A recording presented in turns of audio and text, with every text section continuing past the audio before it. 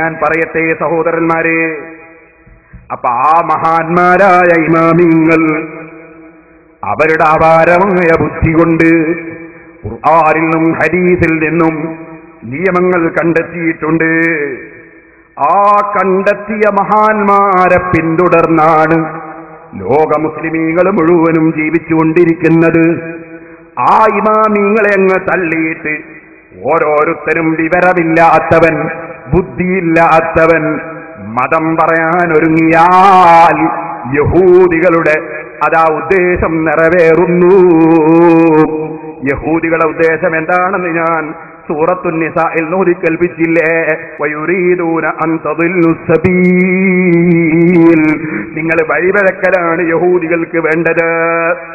അത് പിന്നീട് സംഭവിക്കാതിരിക്കാൻ വേണ്ടി നബി സല്ലല്ലാഹു അലൈഹി വസല്ലം ലോകത്തെ പഠിപ്പിക്കുന്നു. ഓ ജനങ്ങളെ, ഇൽമുള്ള ആലിമീങ്ങളും ഇമാമീങ്ങളൊക്കെ ആദ്യകാലത്ത് ജീവിച്ചങ്ങ് കഴിഞ്ഞു പോകും. അങ്ങനെ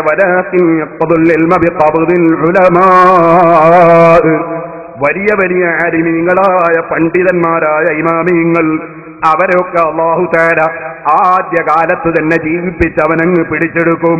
ഹത്താ ഇദാ ലം യബ്ഖ ആലിമുൻ, അങ്ങനെ ഒരൊറ്റ മുജ്തഹിദായ പണ്ഡിതനും ഇല്ലാത്ത കാലം വരും.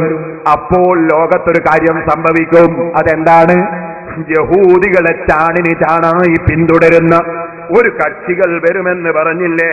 ലതത്തബിഉന്ന സനന മൻ കാന ഖബ്ലകും, നിങ്ങൾക്ക് മുമ്പുള്ളവരുടെ ചര്യയെ നിങ്ങളതാ ചാണിന് ചാണായി പിന്തുടരുമെന്ന് പറഞ്ഞില്ലേ?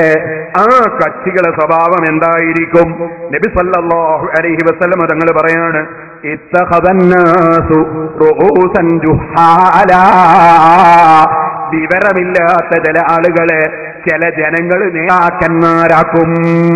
ഹുസൈൻ സലഫിയെ നേതാവാക്കി, AP അബ്ദുൽ ഖാദിർ മൗലവിയെ നേതാവാക്കി, ഉമർ മൗലവിയെ നേതാവാക്കി, ചേകനൂരിനെ നേതാവാക്കി, മൗദൂദിയെ നേതാവാക്കി, അതേ അങ്ങനെ തുടങ്ങിയിട്ട് പല ആളുകളെയും നേതാവാക്കും. അങ്ങനെ വന്നാലോ ഫസുയിലു, അവരോട് എന്നിട്ട് ഓരോ കാര്യങ്ങളും ചോദിക്കും.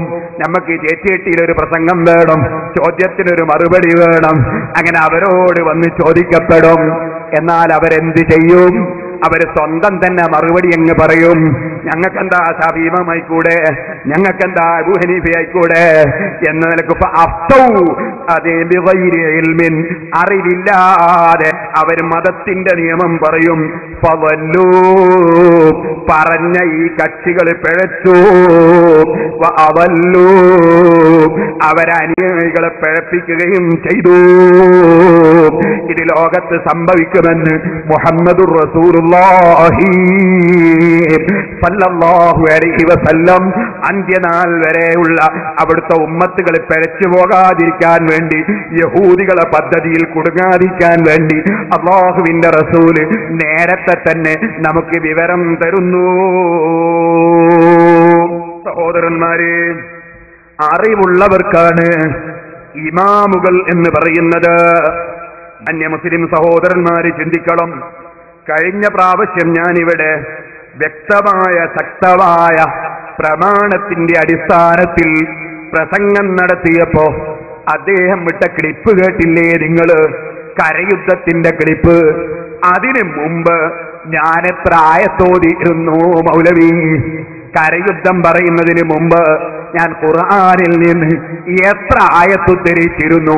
ആ ആയത്തിനെ സംബന്ധിച്ച് കാമ എന്ന് പറയാതെ കരയുദ്ധ വെള്ളത്തുനിന്ന് കയറിയിട്ട് യുദ്ധം ചെയ്യലാണ് എന്നല്ലേ മനസ്സിലാക്കിയത്? കാരണം ഞാൻ ഉദ്ധരിച്ച പ്രമാണങ്ങളെ തൊടാൻ കഴിഞ്ഞില്ല. അതാ ഞാൻ പറഞ്ഞു കരയുദ്ധമാണ്. ഞാൻ കൊണ്ടുവരുന്ന ആയുധം പരിശുദ്ധ ഖുർആനാണ്. അത് എന്റെ വകയിലല്ല. ആ ഖുർആനിന് ഇമാമിങ്ങൾ പറഞ്ഞ വിശദീകരണത്തോടു കൂടി.